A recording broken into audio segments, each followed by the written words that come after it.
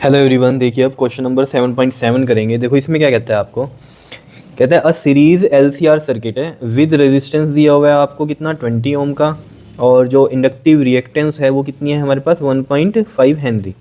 Inductive reactance नहीं, sorry, simple ये आपको इंडक्टेंस दी हुई है। इंडक्टिव रिएक्टेंस होती है एक्सएल, ठीक है। ये क्या दिया हुआ है आपको बताओ, इंडक्टेंस दी हुई है इंडक्टर की, ठीक है। जैसे कैपेसिटर की कैपेसिटेंस होती है, ऐसे इंडक्टर की इंडक्टेंस है। और इंडक्टिव रिएक्टेंस ये होती है और कैपेसिटिव रिएक्टेंस एक्स सी होती है, ठीक है। तो ये कन्फ्यूजन नहीं होनी चाहिए आपको। और सी क्या दी हुई है आपको, कैपेसिटेंस दी हुई है, वो कितनी दी हुई है 35 माइक्रो फेरेड, यानी कि 10⁻⁻6 लगा देंगे और फेरेड लग जाएगा। अब देखो इसमें कहानी क्या कहता है, connected to a variable frequency 200 volt AC supply. देखो एसी सप्लाई दी है 200 वोल्ट, ये मैंने आपको बहुत बार बताई है कि आरएमएस वैल्यू ही गिवन होती है आपको, ठीक है। ये हो गई। अब मेन कहानी यहाँ क्या है, ये जो बोलता है when the frequency of the supply equal the natural frequency, क्योंकि वेरिएबल फ्रीक्वेंसी है तो जब फ्रीक्वेंसी जो है वो इक्वल हो जाए नेचुरल फ्रीक्वेंसी के, यानी कि जब सप्लाई फ्रीक्वेंसी इक्वल हो जाए नेचुरल फ्रीक्वेंसी के, तो ये जो कंडीशन बनती है, ये हमारे पास जो कंडीशन बनती है वो किसकी बनती है, रेजोनेंस की बनती है, ठीक है। और रेजोनेंस की कंडीशन में आपको पता ही है एक्सएल इक्वल टू एक्स सी होता है, यानी कि इंडक्टिव रिएक्टेंस इक्वल टू होता है आपका कैपेसिटिव रिएक्टेंस के, है ना। जिसमें आपको वैल्यू भी पता है इसकी, तो ओमेगा एल होती है और इसकी क्या होती है 1 में ओमेगा सी होती है। क्लियर है इतनी बात। आपको क्या कह रहा है, ये कह रहा है what is the average power transfer to the circuit in one complete cycle, यानी कि पावर आपको निकालनी है। पावर का जो फॉर्मूला है वो आपको पता है, वी आर एम एस या ई आर एम एस जैसे हम लिखते थे, ठीक है। तो यहाँ ई को वी ले रहे हैं, कोई टेंशन वाली बात नहीं है। V R M S, I R M S और ये कोस फाई, ठीक है। इतनी बात या नहीं। तो यहाँ पर देखो जरा, अब कहानी क्या बनने वाली है। कोस फाई मैं कैसे निकालूंगा, देखो कोस फाई निकलेगा आपके पास, फॉर्मूला होता है आर बाय जेड।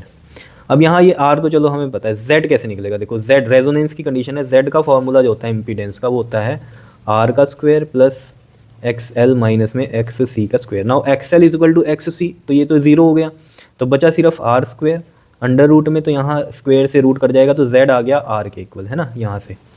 तो यहाँ पर ये क्या हो जाएगा आर, और जेड की वैल्यू भी हो जाएगी आर, तो ये तो कट गया, कितना आ गया 1। कोस फाई कितना हो गया 1, इसका मतलब जो फाई रहा होगा यहाँ 0 रहा होगा, है ना। कोस 0 क्योंकि 1 होता है। चलो इतनी बात पता होनी चाहिए आपको, रेजोनेंस की कंडीशन में फाई क्या होता है 0 होता है, तो कोस फाई 1 आ गया। लेकिन उसकी मैंने आपको तरीका भी बता दिया, आर बाई जेड फॉर्मूले से भी निकाल सकते हो, ठीक है। कोस फाई पता चल गया 1 हो गया। V R M S we know that 200 है। आई आर एम एस, अब आई आर एम एस निकालो जरा, देखो आई आर एम एस हम कैसे निकालेंगे, V R M S upon में क्या होगा जेड, है ना, टोटल रेजिस्टेंस।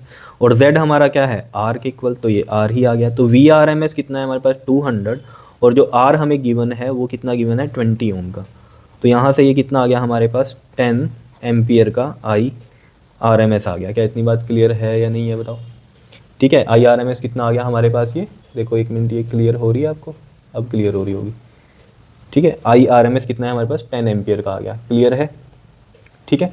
तो यहाँ से देखो जरा, अगर आपको ये चीज़ क्लियर हो गई है तो यहाँ हम बस वैल्यूज ही तो रखेंगे। वी आर एम एस को 200 वोल्ट रखो, आई आर एम एस 10 आ गया, और कोस फाई की वैल्यू 1 आ गई हमारे पास, है ना। यहाँ से तो कितना आ गया ये हमारे पास 2000 आ गया, और साथ में वोट लग जाएगा, पी की वैल्यू किलो वोट में करोगे तो 1000 से डिवाइड कर देना, 2 किलो वोट होगा। लेकिन पीछे आंसर आप बुक में देखोगे तो 2000 वोट ही है।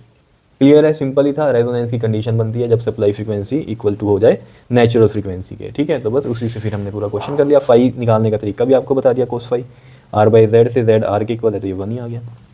क्लियर है, सिंपल था क्वेश्चन, कर लोगे इसको। ओके जी, थैंक यू।